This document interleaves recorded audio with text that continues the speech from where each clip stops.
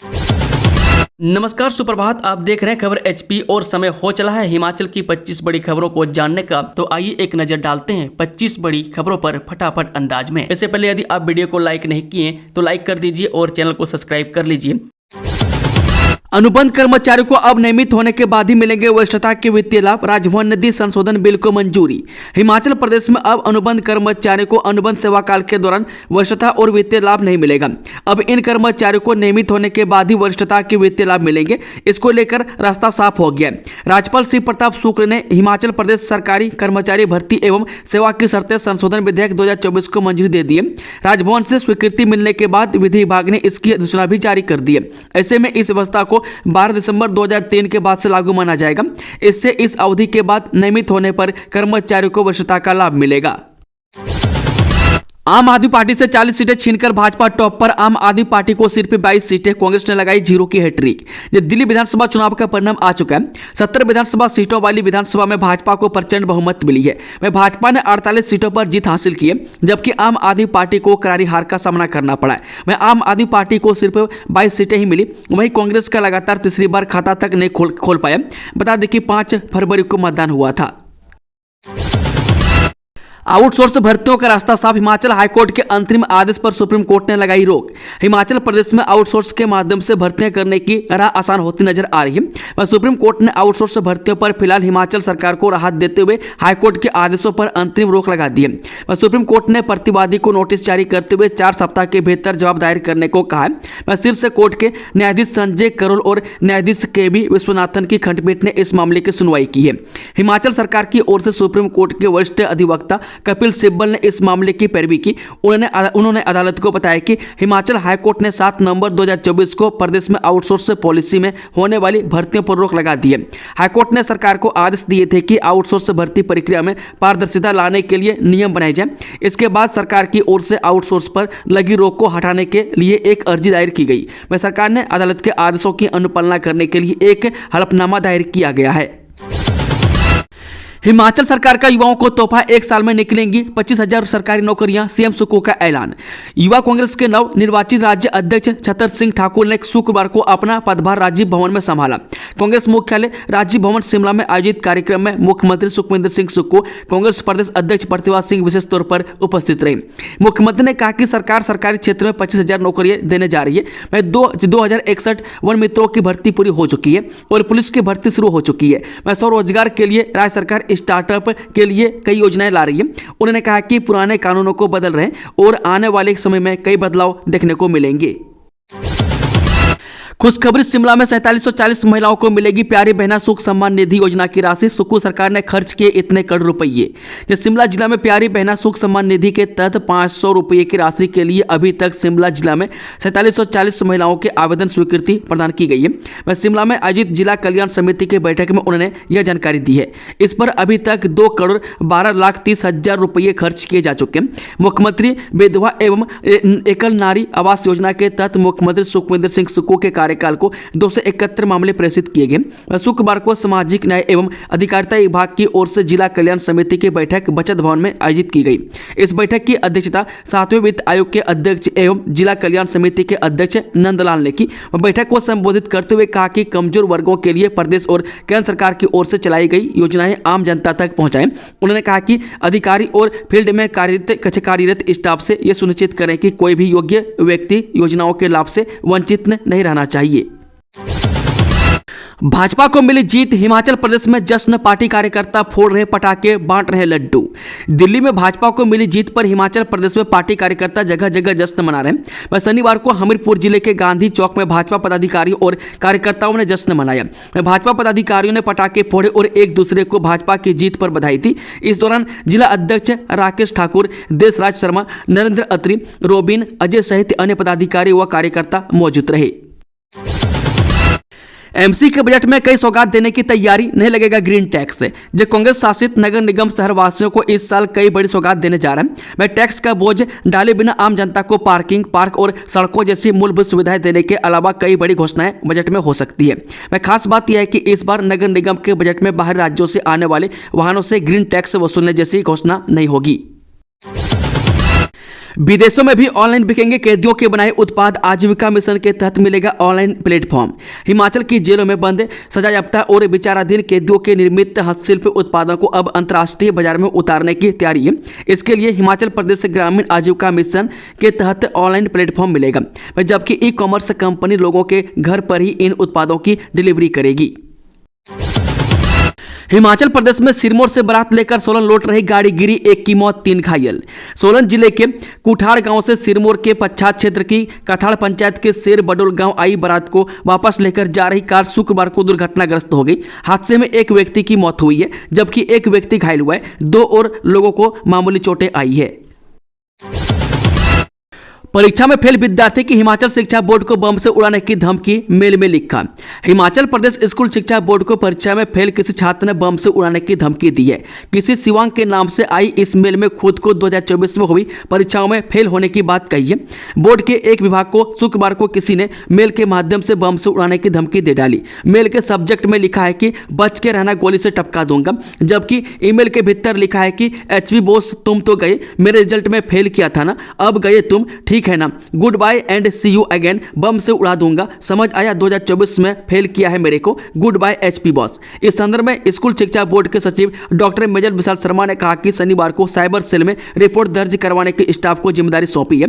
उन्होंने कहा कि इस मामले को हल्के में नहीं लिया जा सकता है। गौरतलब है कि हिमाचल प्रदेश में पहली बार ऐसा मामला रिपोर्ट हुआ है कि बोर्ड को बम से उड़ाने की धमकी दी गई है। फिलहाल अब तक धमकी देने वाले के बारे में कुछ पता नहीं चला और पुलिस की जांच में सारी बात सामने आएगी।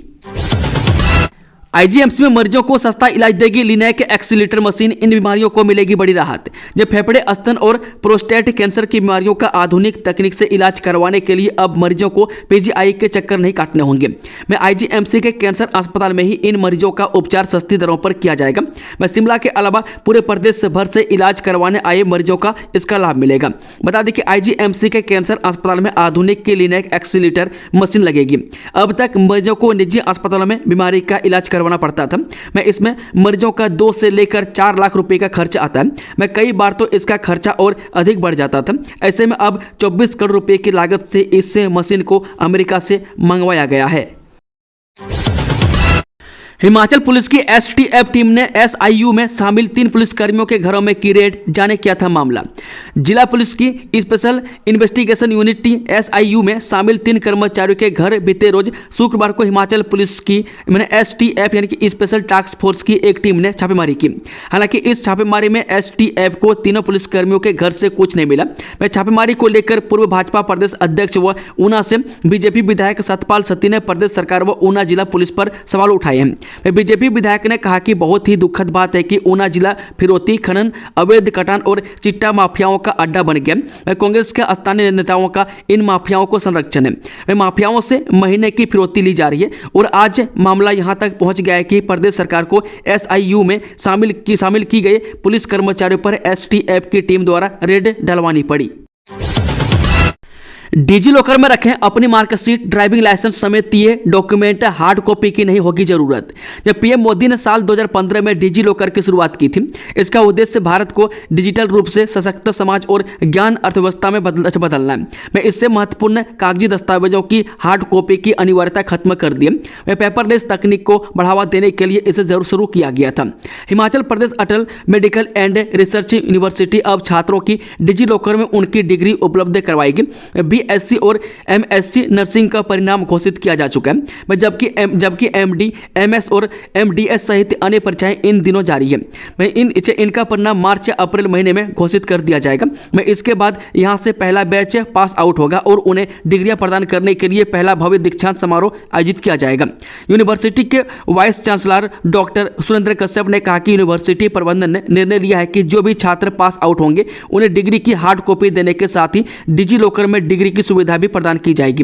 मैं आज डिजिटल दौर में डिजी लॉकर की सुविधा का हर जगह इस्तेमाल होता है, इसलिए भविष्य में उन्हें इसके लिए अलग से प्रयास नहीं करने होंगे। यूनिवर्सिटी ही छात्रों को डिजी लॉकर में डिग्री देगी। सैलानियों के लिए बहाल हुई अटल टनल रोहतांग, लाहौल घाटी में बर्फबारी की संभावना। जिला की पर्यटन नगरी मनाली में रोहतांग टनल एक बार फिर पर्यटकों के लिए बहाल हो गई है।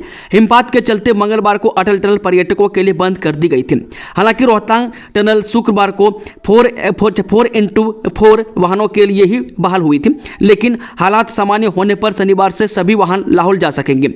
वहीं लाहौल घाटी में बादल छाने से एक बार फिर बर्फबारी की संभावना है। बता दें कि अटल टनल के बहाल होते ही प्रशासन ने अब सभी पर्यटक वाहनों को लाहौल घाटी में आने की अनुमति दे दी है। वह शनिवार को मनाली सहित लाहौल घाटी में दिन भर धूप खिली रही। वहीं पर्यटकों ने खिली धूप के बीच अटल टनल के नॉर्थ और साउथ पोर्टल के समेत लाहौल के पर्यटन स्थल यांगला और सोलंगनाला में बर्फ में अटखेलियां की और साहसिक गतिविधियों का आनंद उठाया। इसके अलावा लाहौल घाटी में देव आदेश के चलते पर्यटन स्थल सिस्सू में बंद पर्यटन गतिविधियों भी अब 28 फरवरी से शुरू हो जाएंगी। में देव आदेश के चलते सिस्सू सहित कोक्सर में गत 14 जनवरी से पर्यटन गतिविधियां बंद है। मंडी में 64 रेहड़ी फड़ी धारकों के लाइसेंस रद्द, अब 30 नई रेहड़ियों ने जमाया कब्जा। जब बीते कुछ दिनों में मंडी शहर में 64 रेहड़ियों कम हो गई है। मैं इसका खुलासा नगर निगम मंडी द्वारा करवाए गए सर्वे के दौरान हुआ है। मैं साथ ही सर्वे में 30 ऐसे नए रेहड़ी फड़ी धारक पाए गए मैं जो बिना पंजीकरण के अपना कारोबार कर रहे हैं। मैं जनवरी 2024 में निगम के अतिरिक्त आयुक्त की अध्यक्षता में बनाई गई कमेटी के सर्वे के बाद यह जानकारी सामने आई है। इस कमेटी में रेहड़ी फड़ी यूनियन के पदाधिकारियों को भी शामिल किया गया है। हिमाचल प्रदेश करुणामूलक संघ ने सरकार के खिलाफ खोला मोर्चा। हिमाचल प्रदेश करुणामूलक संघ ने प्रदेश सरकार के खिलाफ मोर्चा खोल दिया। वह संघ ने प्रदेश सरकार तथा उप मुख्यमंत्री मुकेश अग्निहोत्री पर वादा खिलाफी का आरोप लगाते हुए चेतावनी दी है कि यदि चुनावों के समय उनसे किए वादों को सरकार ने पूरा नहीं किया तो वह संघर्ष करने को मजबूर होंगे।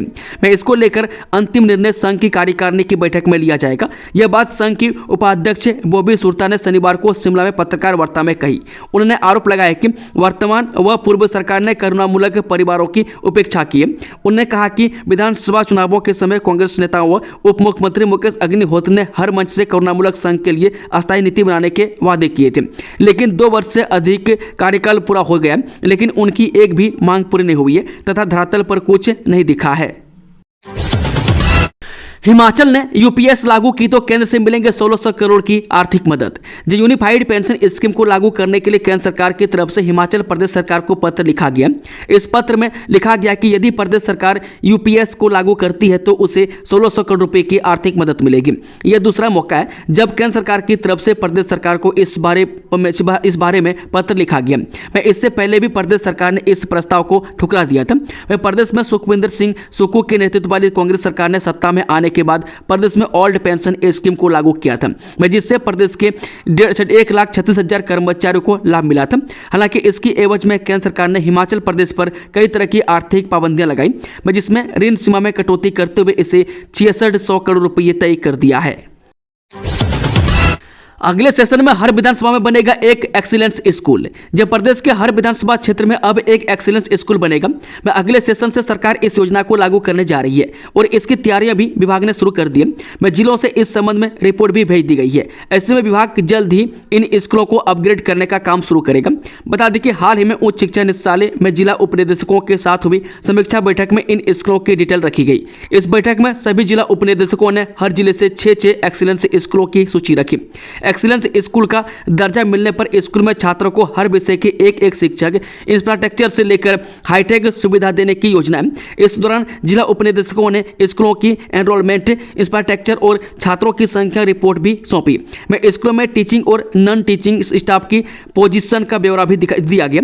बताया जा रहा है कि इन स्कूलों को एक्सीलेंस का दर्जा मिलने के बाद स्कूलों में विशेष सुविधाएं मुहैया करवाई जाएंगी। में साथ ही स्कूलों में एनरोलमेंट बढ़ाने का जिम्मा भी शिक्षकों को दिया जाएगा।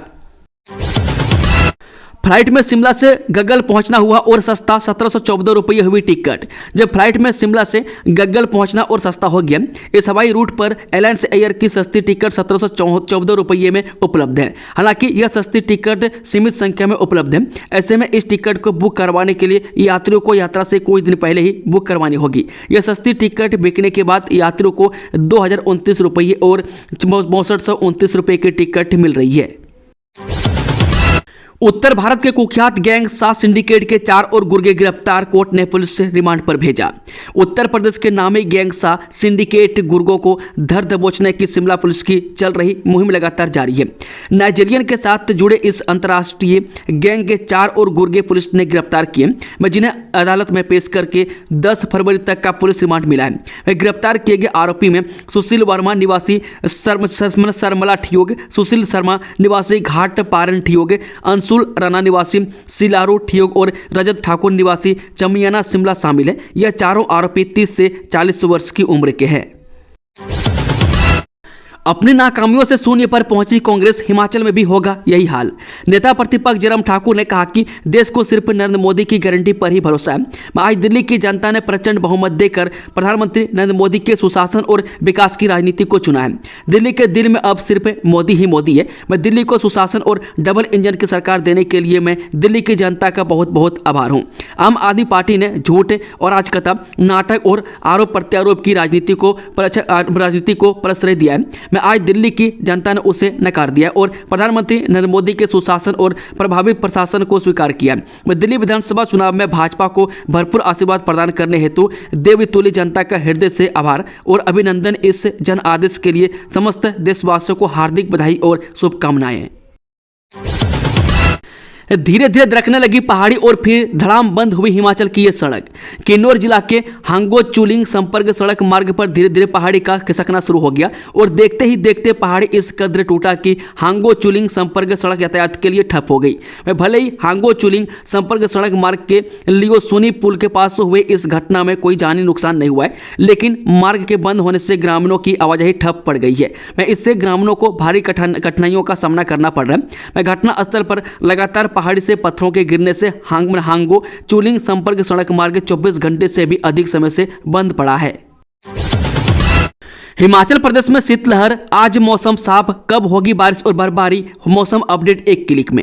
हिमाचल प्रदेश के अधिकांश क्षेत्र सुबह और शाम के समय शीतलहर की चपेट में आ गए। में नाहन और पांवटा साहिब के अलावा प्रदेश के सभी क्षेत्रों में न्यूनतम तापमान 5 डिग्री से कम चल रहा है। में 8 मध्य और उच्च पर्वतीय जिलों किन्नौर, लाहौल स्पीति, शिमला, सोलन, सिरमौर, मंडी, कुल्लू और चंबा के कुछ क्षेत्रों में शनिवार को बारिश और बर्फबारी के आसार हैं। रविवार को मौसम साफ रहने की संभावना है। में 10 फरवरी को भी मौसम खराब बना रहने का पूर्वानुमान है। वैलेंटाइन सप्ताह के आगाज से महका फूलों का कारोबार, स्पेशल केक की बढ़ी डिमांड। रोज डे के साथ शहर में वैलेंटाइन सप्ताह की शुरुआत शुक्रवार को हो गई। प्रेमी प्रेमिका ने एक दूसरे को गुलाब का फूल देकर प्यार का इजहार किया। 14 फरवरी तक चलने वाले वैलेंटाइन सप्ताह के लिए राजधानी के बाजार भी पूरी तरह तैयार है। पहले दिन गुलाब के फूलों की 500 कलियां बिकी। गंज बाजार में स्थित फूलों की दुकान पर शुक्रवार को दिन भर युवा तरह तरह के फूलों की खरीदारी करते हुए नजर आए। इसके अलावा गिफ्ट गैलरियों में युवाओं की काफी भीड़ रही। दुकानदार सुभाष शर्मा ने बताया कि वैलेंटाइन डे को लेकर हर एक दिन के लिए अलग अलग कार्ड बिक्री के लिए रखे। इसके अलावा हार्ड यानी कि दिल की पैकिंग में चॉकलेट और कई प्रकार के नए गिफ्ट भी बाजार में आए हैं, जिन्हें युवा खूब पसंद कर रहे हैं। वैलेंटाइन सप्ताह के लिए बाजार में स्पेशल ऑर्डर पर एगलेस यानी कि बिना अंडे केक बनाए जा रहे हैं। रोज डे के लिए बाजार में अलग अलग डिजाइन वाले केक तैयार किए गए थे। सरपरा के जंगल में फैली आग की चपेट में आई महिला जिंदा जली। जब पुलिस थाना झाकड़ी के तहत आने वाले 15 या 20 क्षेत्र की सरपरा पंचायत में एक महिला की जंगल में फैली आग की चपेट में आने से मौत हो गई है। हादसा उस वक्त पेश आया जब महिला जंगल की आग से घास की टोली को बचाने का प्रयास कर रही थी। पुलिस से मामला दर्ज कर हादसे की छानबीन में जुट गई है। कुल्लू में 1,10,000 रुपये रिश्वत लेते हुए खाद्य सुरक्षा सहायक आयुक्त समेत 3 आदमी गिरफ्तार। जब विजिलेंस ने कुल्लू में खाद्य सुरक्षा विभाग के कार्यालय में दबिश देकर सहायक आयुक्त व खाद्य सुरक्षा अधिकारी समेत 3 कर्मचारियों को होटल व्यवसायी से 1,10,000 की रिश्वत लेने के आरोप में गिरफ्तार कर लिया। जांच अधिकारी के मुताबिक रिश्वत की राशि एक मामले को निपटाने के लिए ली जा रही थी। विजिलेंस ने केस दर्ज कर जाँच शुरू कर दी है। रिश्वत की राशि चपरासी से बरामद की गई है। ठियोग पानी आपूर्ति गड़बड़ झाला, एफआईआर में नामजद होंगे निलंबित इंजीनियर ठेकेदार। ठियोग विधानसभा क्षेत्र में टैंकरों से पानी की आपूर्ति में हुए करोड़ों के गड़बड़ झाले में दर्ज एफआईआर में निलंबित इंजीनियर और ठेकेदार नामजद होंगे। विजिलेंस पूर्व में की गई जांच को आगे बढ़ाते हुए एफआईआर में इनके नामों को शामिल कर रही है। मैं गड़बड़ झाले में किस इंजीनियर और ठेकेदार का एक कितना रोल रहा, इसे भी एफआईआर में दर्शाया जा रहा है। विजिलेंस का दावा है कि 1 महीने के भीतर आरोपियों के खिलाफ चार्जशीट तैयार कर कोर्ट में पेश की जाएगी। विजिलेंस का कहना है कि आरोपियों से पूछताछ चल रही है। मैं किसी भी हिमाचल से कोई भी हिमाचल से बाहर न जाने के लिए कहा गया है। वन भूमि पर अतिक्रमण हटाने के हिमाचल प्रदेश हाईकोर्ट के निर्देश की समीक्षा कर रही राज्य सरकार। वन भूमि पर अनाधिकृत अतिक्रमण हटाने के लिए हिमाचल प्रदेश हाईकोर्ट के निर्देश के जवाब में राज्य सरकार ने इस मुद्दे की समीक्षा के लिए एक उप कैबिनेट समिति का गठन किया है। राजस्व एवं बागवानी मंत्री जगत सिंह नेगी और शिक्षा मंत्री रोहित ठाकुर ने गुरुवार को सरकारी भूमि पर अतिक्रमण के विभिन्न पहलुओं पर चर्चा के लिए बैठक बुलाई है। शराब, शीश महल और जहरीली यमुना कैसे डूबी अरविंद केजरीवाल की नैया, हार की 10 सबसे बड़ी वजह। 8 फरवरी को आखिरकार दिल्ली विधानसभा चुनाव के नतीजे आए और 27 साल बाद एक बार फिर दिल्ली में बीजेपी की सरकार बनने जा रही है। अरविंद केजरीवाल ने 2013 में एंटी करप्शन मूवमेंट चलाकर चुनाव जीता, लेकिन वक्त का पहिया ऐसा घुमा कि अरविंद केजरीवाल एंड पार्टी को करप्शन ही ले डूबा। वह सड़क पर आंदोलन करने वाले केजरीवाल को शराब घोटाले में जेल की हवा खानी पड़ी। हमारे साथ अपराधियों जैसा व्यवहार हुआ, भारतीय नागरिकों को हथकड़ी और बेड़ियों से जकड़ने पर ट्रंप के खिलाफ आक्रोश। अमेरिका ने अपने सैन्य विमान से 104 भारतीय नागरिकों को वापस भेजा, मगर हाथों में हथकड़ी और पैरों में बेड़ियों से जकड़े इन नागरिकों की फोटो दुनिया भर में वायरल हुई। मैं इसके बाद से अमेरिकी राष्ट्रपति डोनाल्ड ट्रंप के प्रति लोगों का गुस्सा भड़कने लगा। मैं नई दिल्ली में विपक्षी दलों ने सरकार के खिलाफ संसद के बाहर प्रदर्शन किया। इस दौरान कई नेताओं ने अपने हाथों में हथकड़ी पहनकर अपना विरोध दर्ज कराया। उधर एनएसयूआई के कार्यकर्ताओं ने नई दिल्ली में डोनाल्ड ट्रंप के पुतले फूके। दोस्तों, खबरों का सिलसिला समाप्त होता है। अगर जानकारी पसंद आई तो वीडियो को लाइक, शेयर, चैनल को सब्सक्राइब जरूर कर लें और कमेंट बॉक्स में अपने अपने विचार को जरूर दिखें। Thank you, all the best, जय हिंद।